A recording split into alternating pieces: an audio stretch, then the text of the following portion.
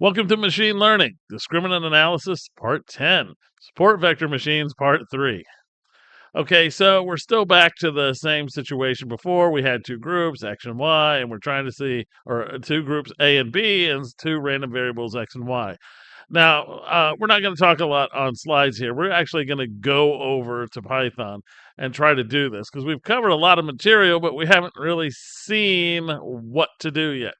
So make sure you go get the diabetes data and you have it downloaded and ready to work with, and you know where you put it.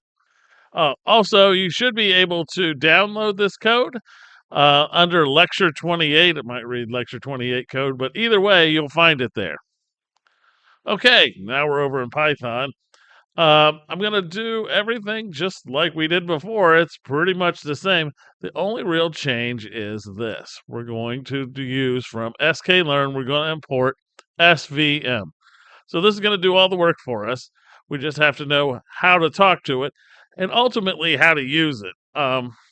Since these have so many options, sometimes it's not real easy to use. And I'm going to show you some examples here, and we'll try to play with it a little bit so that you can play with it. All right, so we have our data 0 here. We're going to read in the diabetes data. And this data is already pre-coded the way we want it to be, so we don't really need to do a whole lot here. So our data 0 only has 8 variables in it, or 9 variables.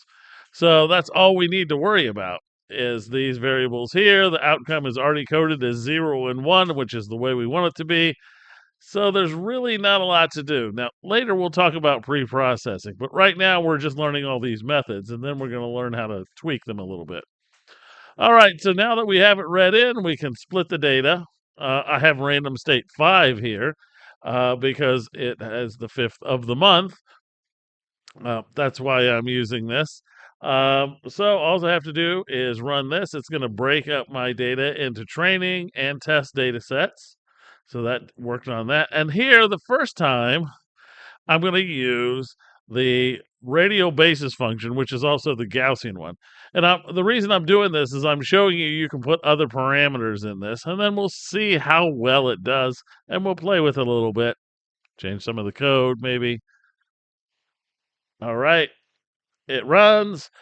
Notice it's awful at classifying. This thing is horrible.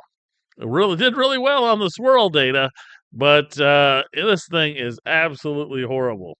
So let's see if we just let it go by itself and take out those parameters. Actually, don't do that. So undo. What I'm going to do is let's make another line here.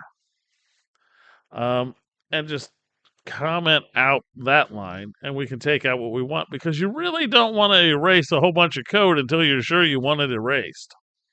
So here I'm just going to get rid of these extra parameters and see if it does any better. Now remember, it's paying attention to its neighbors near it, and it does a whole lot better here than it did on the other one. The other one, it was just couldn't figure anything out. But here it trained itself, and it could figure some things out.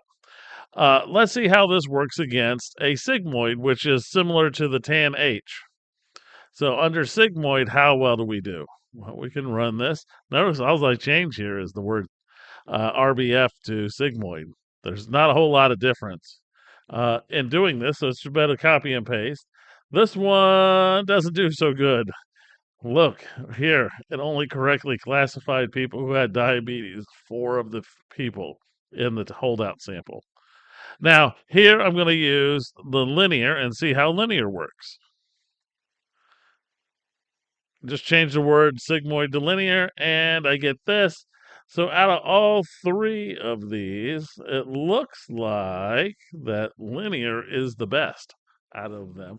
Because if you notice, the correct classification of not being diabetic was 134. Correct classification of being diabetic is 50. None of the other ones got even close to that. All right, so this is pretty straightforward here. All right, so got lots of methods. Now we need to start choosing between them.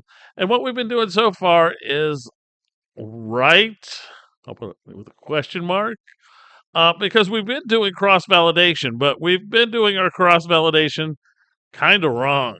So what we want to do is learn a few other cross-validation techniques. Then once we have that, we're going to go back, cycle through some of the methods that we've done already, and then see if we can't improve them in various ways and show you how to use various techniques across various data. And then after that, we're going to jump into artificial neural networks. All right, so we'll get this going in the next video, and I will see you there.